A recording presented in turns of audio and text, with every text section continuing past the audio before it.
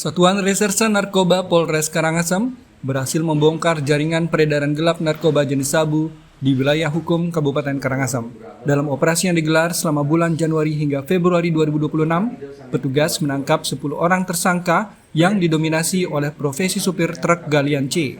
Dari 10 pelaku yang ditangkap di sejumlah wilayah ini, polisi berhasil mengamankan barang bukti 79 paket sabu dengan berat total neto 14,67 gram dan bruto 25,23 gram.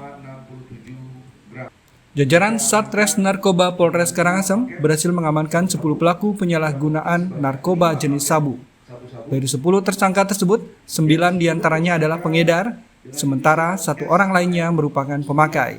Kapolres Karangasem AKBP Imade Santike mengungkapkan, rentetan penangkapan dimulai pada 16 Januari lalu terhadap tersangka berinisial IWS di Desa An3 Klot. Pengembangan terus dilakukan hingga ke wilayah Kecamatan Karangasem, di mana petugas menangkap tersangka PSL dan IKA yang terafiliasi dengan seorang narapidana di lapas kelas 2B Karangasem berinisial IKAF. Tidak berhenti di situ, pada awal Februari, polisi kembali menggulung jaringan di Kecamatan Selat. 6 orang tersangka yang berprofesi sebagai supir truk galian C dan mekanik diciduk di lokasi berbeda. Salah satu tersangka, IWYK, ditangkap dengan barang bukti 32 paket sabu yang disimpan di dalam truk miliknya. Polisi juga melakukan pengejaran hingga ke wilayah Ungasan, Kuta Selatan, dan menangkap tersangka KWW serta SAM. Dari seluruh rangkaian operasi ini, total barang bukti yang disita mencapai 79 paket sabu dengan berat neto 14,67 gram. Terhadap 9 tersangka yang merupakan pengedar, Kapolres menyampaikan mereka disangkakan dengan pasal 114 ayat 2 Undang-Undang Nomor 35 Tahun 2009 tentang narkotika dengan ancaman pidana maksimal pidana mati. Bahwa komitmen Polres Karangasem dalam hal pemberantasan dan perang terhadap narkoba ini siang ini kita tunjukkan dengan melakukan pengungkapan. Jadi ada 8 laporan polisi dengan kita sudah amankan 10 orang tersangka dengan berat barang bukti kurang lebih sekitar 79 paket. Ini berat bersih 14,67 gram dan berat kotor 25,23 gram. Ada di beberapa tempat ya Pak ya, di kecamatan yang ada di wilayah Karangasem, antara lain di Selat, kemudian di Manggis, kemudian di kota Karangasem, di Kuta Selatan, Ungasan, di Gianyar, Denpasar, ya itu Pak. Jadi ada beberapa tempat berdasarkan hasil pengembangan ya. Untuk tersangka-tersangka yang kita tangkap tentunya sudah teridentifikasi bahwa mereka ini adalah target operasi berdasarkan balik tadi tergantung dari informasi masyarakat yang kita terima ya. Jadi memang sudah kita petakan. Kini semua tersangka beserta barang bukti telah diamankan di Mapolres Karangasem untuk proses hukum lebih lanjut. Polres Karangasem sendiri berkomitmen untuk melakukan pemberantasan peredaran barang terlarang tersebut. Selain itu, Kapolres Karangasem juga mengimbau masyarakat untuk menjauhi narkoba baik sebagai pemakai, apalagi sebagai pengedar. Laporan Budiase, Karangasem, Garuda TV. Sebesar 14,60. Ya. Yang ini dulu dan. Sabar.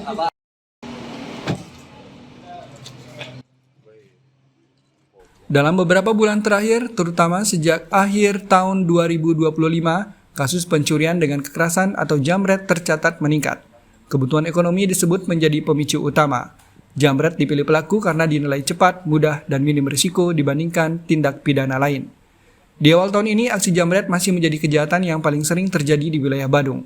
Menghadapi kondisi tersebut, aparat kepolisian bersama pemerintah daerah hingga tingkat desa dan kecamatan memperkuat langkah pencegahan. Sosialisasi dan imbauan terus digencarkan kepada masyarakat. Warga, khususnya pengendara sepeda motor, diminta tidak menyandang tas di bahu, serta menghindari penggunaan perhiasan mencolok yang dapat mengundang pelaku kejahatan. Selain itu, patroli rutin terus ditingkatkan.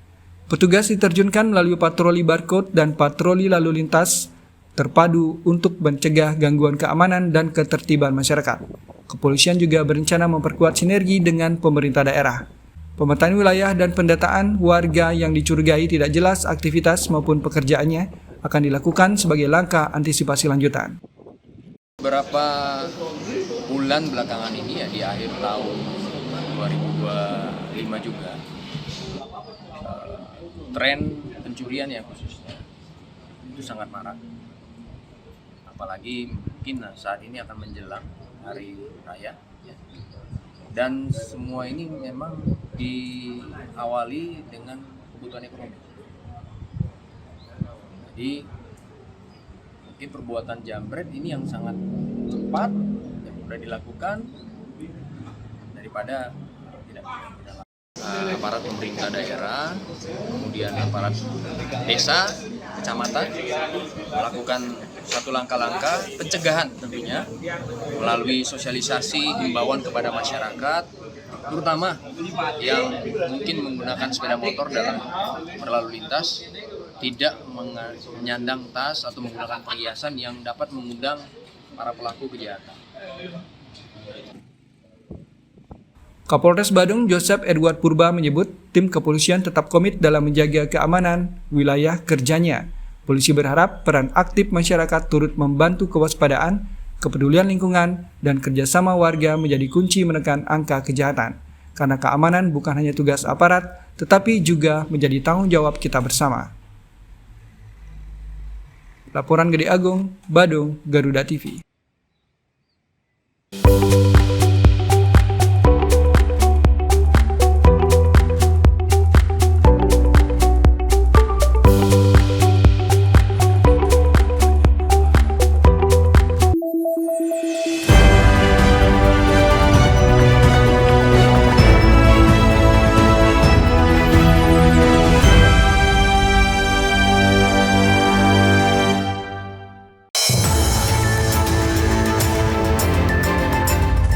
Yang pertama dan paling hangat, informasi yang menemani Anda memulai ragam aktivitas. Dan alhamdulillah sekarang sudah bisa kita lepas. Besok pagi akan dilakukan pemeriksaan medis. Jadikan pagi Anda lebih berarti dengan kabar terkini. Laporan 8 pagi. Setiap hari pukul 6 pagi. Hanya di Garuda TV.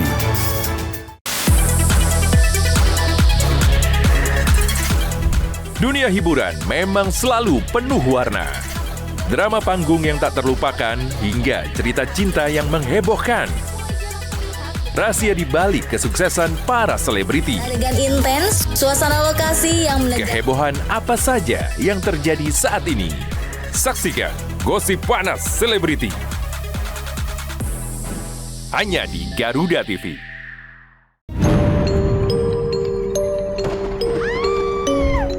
Setiap daerah punya daya tarik sendiri. Cerita rakyat yang turun-temurun masih hidup hingga kini. Legenda yang diwariskan hingga misteri yang jarang terungkap. Ratusan peti mati serta berbagai jasad yang dibalut kain. Saksikan Misteri Hidup. Hanya di Garuda TV. Meski hidup penuh keterbatasan, namun mereka tak pernah lelah berbagi kebaikan. Sebab setiap kebaikan pasti akan kembali dalam wujud kebaikan. Hanya seorang pemuda sederhana yang percaya bahwa bahagia tak perlulah mewah. Inilah orang baik. Peduli sesama dari hati ke hati. Hanya di Garuda TV.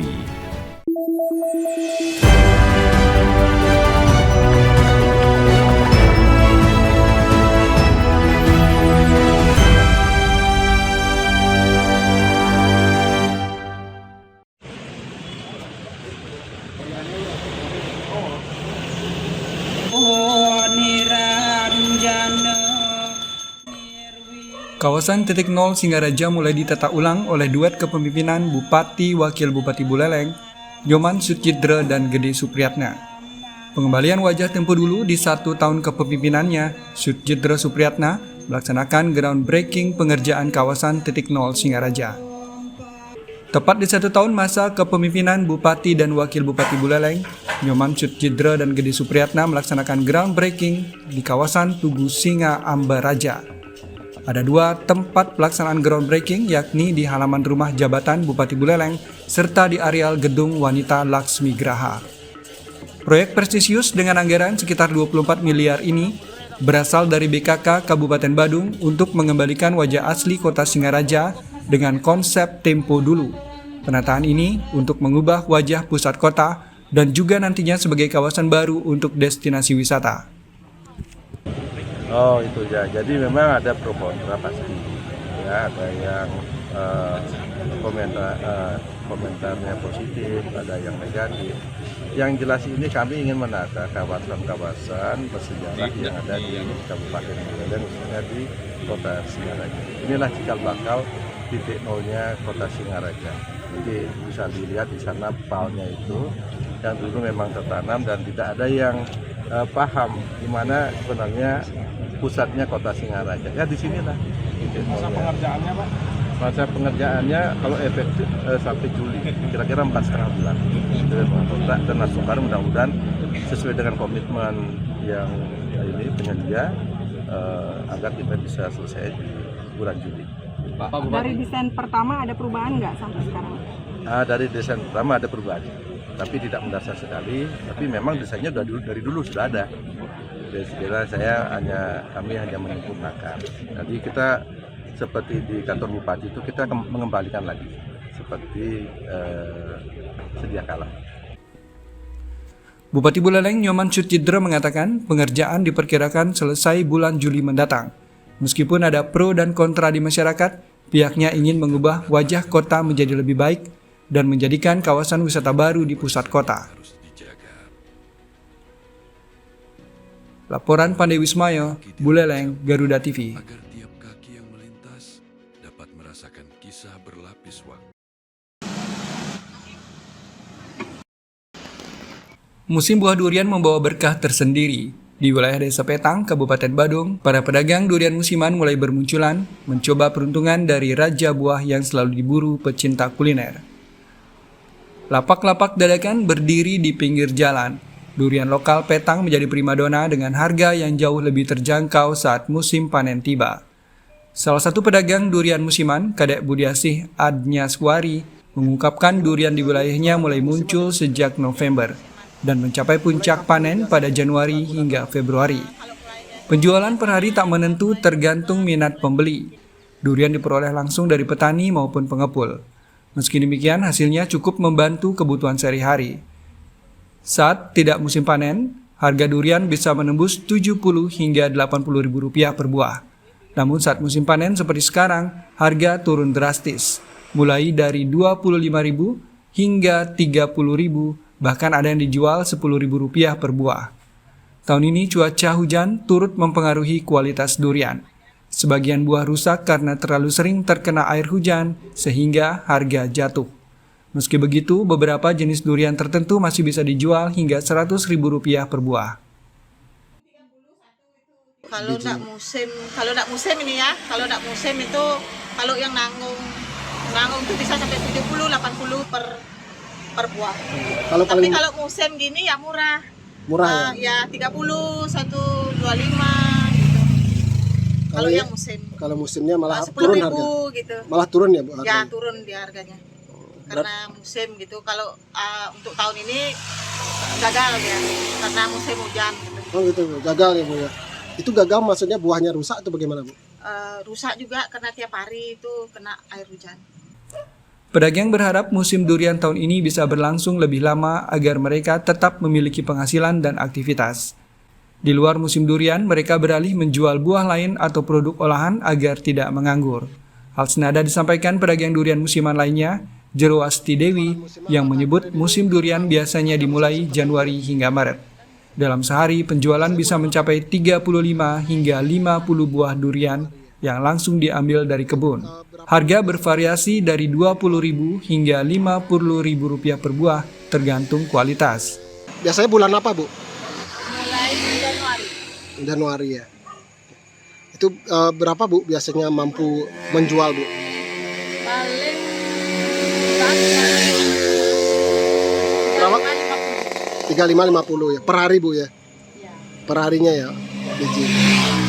Ini rata-rata gimana, Bu? Didapat dari mana aja, Bu? Dari kebun atau dari kebun ya, Bu ya? Berarti setiap Ibu jualannya setiap musim baru jualan duriannya, Bu ya? Selama musim panen, ratusan durian mampu terjual, membantu menopang pendapatan rumah tangga warga. Meski sebagian buah juga rusak akibat cuaca, musim durian tetap menjadi sumber harapan ekonomi bagi masyarakat Desa Petang. Laporan Gede Agung, Badung, Garuda TV.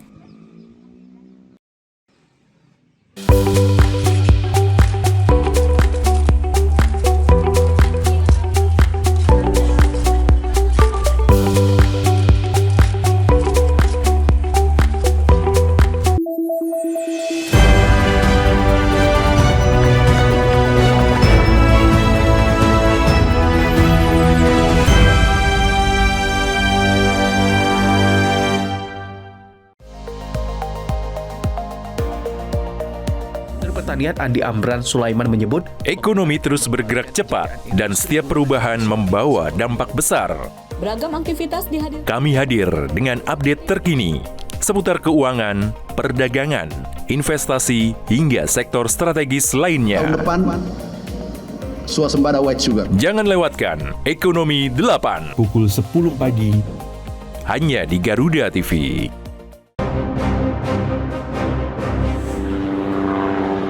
Dalam operasi militer modern, helikopter ringan memiliki peran strategis.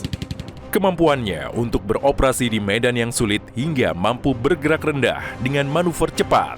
Didesain untuk menyusup, menyerang, dan menjemput. Seperti apakah si kecil penakluk langit? Saksikan In Militer setiap hari pukul 2 siang. Hanya di Garuda TV. Kolaborasi teknologi canggih dari darat, laut, hingga udara di medan pertahanan negeri. Pasukan ini terlibat dalam menjaga jalur pelayaran penting dari ancaman teroris atau kelompok kriminal. Semua terangkum dalam informasi dunia militer di garda terdepan. Saksikan Garda Dunia hanya di Garuda TV. Beragam peristiwa penting terjadi setiap saat. Seiring penguatan indeks harga saham gabungan yang dibuka naik pada perdagangan awal tahun. Laporan terkini, informasi terbaru, dan fakta yang terverifikasi. Rehabilitasi dan rekonstruksi pasca bencana di Aceh, Sumatera Utara, dan Sumatera Barat. Disajikan cepat, tajam, dan mendalam.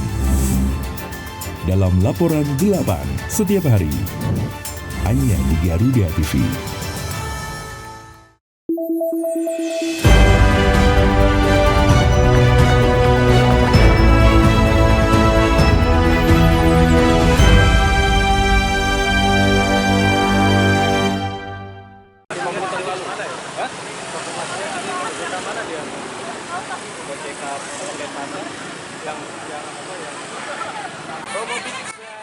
Berburu takjil jadi momen yang sangat dinantikan pada bulan Ramadan.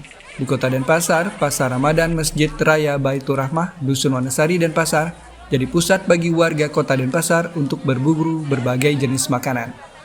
Termasuk makanan dan minuman yang hanya bisa dijumpai saat bulan Ramadan. Salah satunya yang paling unik adalah kuliner kari kepiting dengan racikan bumbu rempah khas Nusantara yang hanya dijual selama puasa berlangsung. Berburu menu berbuka puasa menjadi tradisi bagi umat muslim yang menunaikan ibadah di bulan suci Ramadan. seperti halnya yang terlihat di Pasar Ramadan Masjid Raya Baitur Rahmah, Dusun Wanasari, Denpasar. Gang kecil di sebelah selatan Masjid Raya Baitur Rahmah tersebut disulap menjadi pasar Ramadan yang menjual berbagai jenis makanan dan minuman untuk berbuka puasa. Salah satu kuliner unik yang hanya bisa diperoleh saat bulan Ramadan adalah kari kepiting. Pembeli umumnya penasaran karena menu kari kepiting sangat jarang dijual di pasaran. Kelezatan dan keunikan rasanya tidak terlepas dari campuran bumbu yang kaya dengan rempah khas Nusantara. Kombinasi berbagai rempah mampu menciptakan cita rasa yang khas, gurih, dan aromatik. Dari tahun ke tahun, hanya Suroso dan istrinya yang bertahan menjual menu tersebut di Pasar Ramadan Masjid Raya Baitur Rahmah.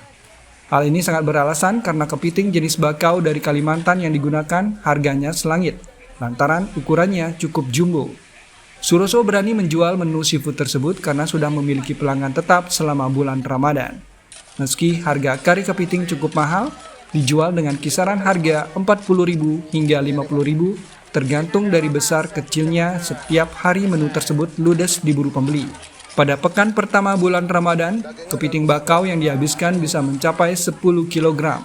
Memasuki pekan kedua hingga keempat bulan Ramadan, persediaan menu kari kepiting mulai menurun karena banyak pelanggan yang memilih mudik lebih awal ke kampung halaman. Ya, cocoknya di sini aja. Kalau yang seafood pinggir jalan kan seafood ya model asam manis, kecap. Kalau sini nggak cocok. Ini cocoknya kari aja. Gurih soalnya. Untuk anak-anak cocok. Jadi ini hanya dijual pada saat bulan puasa aja. Sudah berapa lama nih Pak? Sudah berapa kali puasa dijualannya? Sudah hampir 7 periode. 7 periode Pak ya? Ya. Itu biasanya habis semua? Alhamdulillah habis semua. Itu yang paling kenapa dipakai ini Pak? Bakau, jenis bakau nih Pak? Kalau kepiting rajungan nggak ada yang mau. Kalau rajungannya kecil-kecil. Yang kepiting bakau ya seumpama kan sini agak miring harganya. Kalau di lalapan agak mahal. Selain menjual menu khusus ini untuk berbuka puasa, banyak juga pelanggan yang melakukan pemesanan untuk dinikmati saat sahur. Suroso mengaku tidak ada bumbu khusus yang digunakan agar rasa kari kepitingnya konsisten. Untuk mencapai kematangan sempurna, proses mengaduk bumbu dilakukan non-stop selama 20 hingga 30 menit. Hal ini penting agar kari kepiting tidak gosong dan rasa rempahnya menonjol. Selain menjual kari kepiting, selama pasar Ramadan, Suroso juga menjual sejumlah menu olahan laut lainnya. Laporan Alisidi, Badung, Garuda TV.